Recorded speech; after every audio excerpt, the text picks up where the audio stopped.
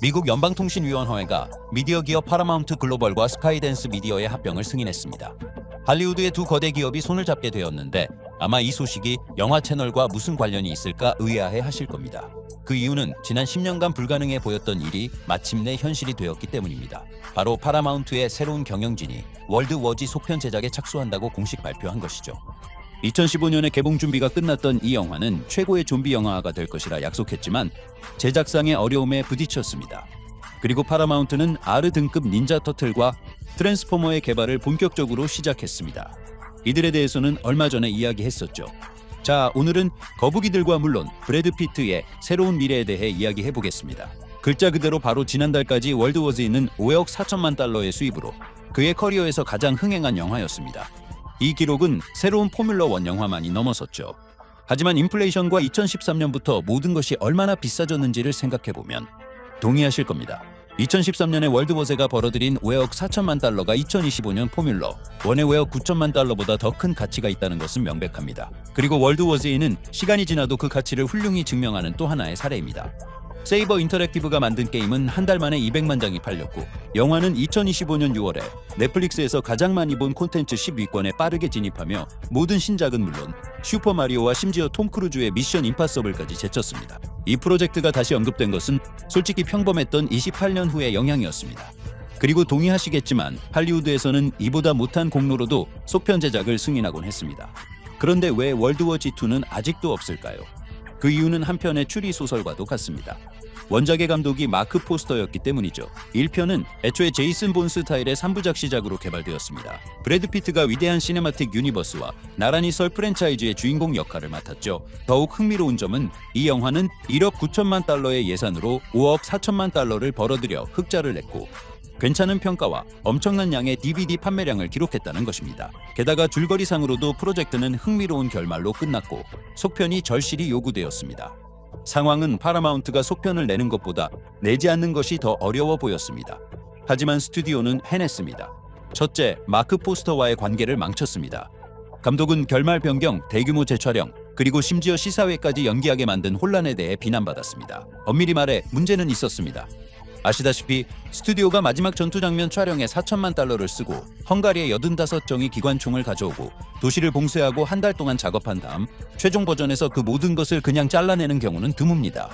네, 맞습니다. 원래 월드워즈는 모스크바에서의 대규모 전투로 끝났습니다. 한쪽에는 좀비 떼가, 다른 한쪽에는 브래드 피트의 팀이 있었죠.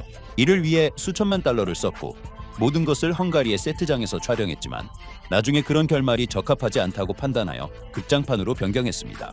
브래드 피트가 그냥 좀비들 사이를 걸어가 해독제의 비밀을 밝혀내는 그 결말로 말이죠. 모든 책임은 감독에게 돌려졌지만 포스터는 솔직하게 그 결말이 처음부터 마음에 들지 않았고 완성된 시나리오와 없이 촬영을 시작하자고 주장한 것은 바로 스튜디오였다고 말했습니다. 그리고 나서는 예산이 1억 2,500만에서 1억 9천만 달러로 크게 늘어난 것 때문에 그에게 화를 냈습니다. 결국 비용이 회수되고 새로운 결말이 속편의 발판을 마련했음에도 불구하고 파라마운트의 사장인 마크 에반스는 팀을 해체하고 속편을 위해 다른 팀을 꾸리라고 지시했습니다. 논리적이죠. 성공을 가져다준 모든 사람을 해고하고 새로운 사람들을 뽑는 것, 뭐가 잘못될 수 있겠어요? 처음에는 스티븐 나이트가, 그 다음엔 후안 안토니오 바요나가 속편을 감독하려 했습니다. 2017년 6월 9일로 개봉일을 정했지만 바요나는 이미 떠난 후였습니다. 대신 같은 해에 데이비드 핀처가 감독직을 맡기로 결정했고 프로젝트는 2019년에 나올 것이라고 발표했습니다. 촬영 시작은 2019년 6월로 예정되었지만 같은 해 2월에 파라마운트는 프로젝트의 완전한 취소를 발표했습니다. 공식적인 이유는 골치 아픈 예산 문제였습니다. 실제로는 2019년에 중국 정부가 좀비 영화 상영 금지령을 내렸고 중국에서의 수입 없이는 파라마운트가 프로젝트를 너무 위험하다고 판단했다는 소문이 돌았습니다. 안타까운 일이죠. 속편은 정말 인상적일 것으로 기대되었거든요. 원래 마크 포스터의 구상은 인류가 좀비에게 방역하는 글로벌 지정학적 이야기였습니다. 영화 마지막에 브래드 피트의 캐릭터는 좀비가 말기 환자를 공격하지 않는다는 것을 깨달았습니다. 그래서 전 세계 사람들은 다양한 방법으로 좀비를 속이기 시작했습니다. 서류상으로는 치명적이지만 실제로는 간단한 약 복용으로 쉽게 치료되는 병을 자신에게 주입하는 방식으로요. 그 잘려나간 마지막 전투 장면에는 콘스탄틴 하벤스키가 나오는 5초짜리 장면도 있었습니다. 하벤스키는 그 영화를 위해 2달 동안 일하며 마지막 전투의 군인 역할을 연기했는데 그 장면은 나중에 프로젝트에서 삭제되었습니다. 나중에 브래드 피트는 그 장면들이 낭비되지 않도록 속편에 포함될 수도 있다고 말했습니다. 그리고 그 말을 믿기 쉬웠습니다. 왜냐하면 원작 소설은 전 세계의 이야기들을 모아놓은 단편집이기 때문입니다.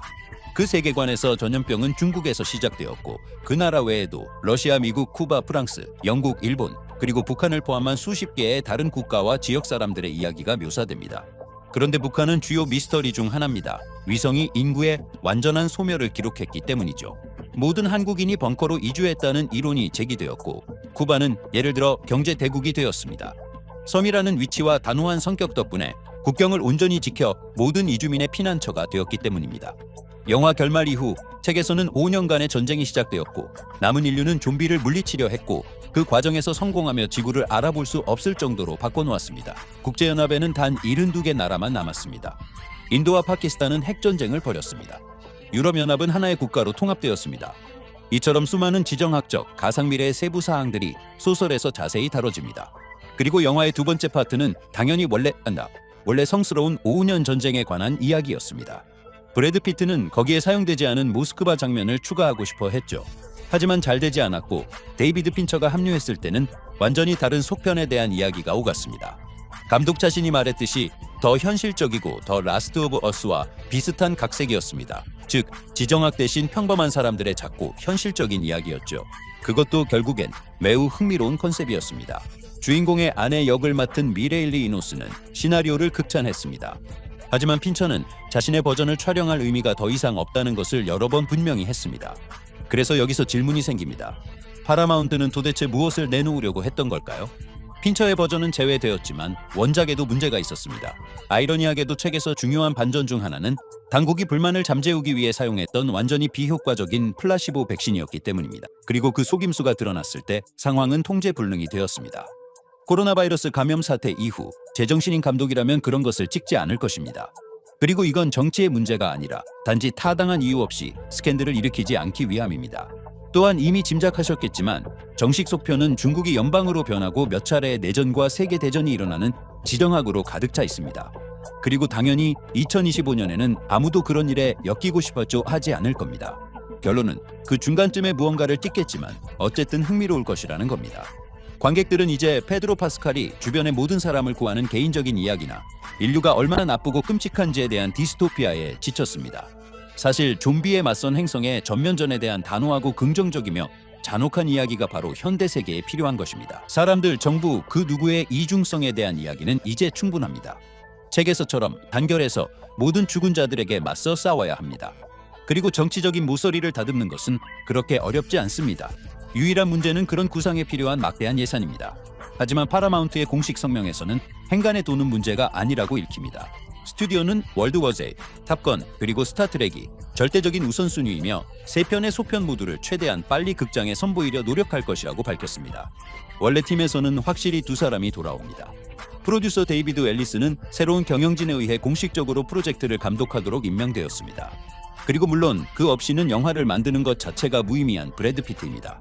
감독은 아직 미스터리입니다. 데이비드 핀처. 자신이 속편 버전을 포기했고 현재 오징어 게임과 원스 어폰 어 타임 인 할리우드의 속편으로 바쁘기 때문입니다.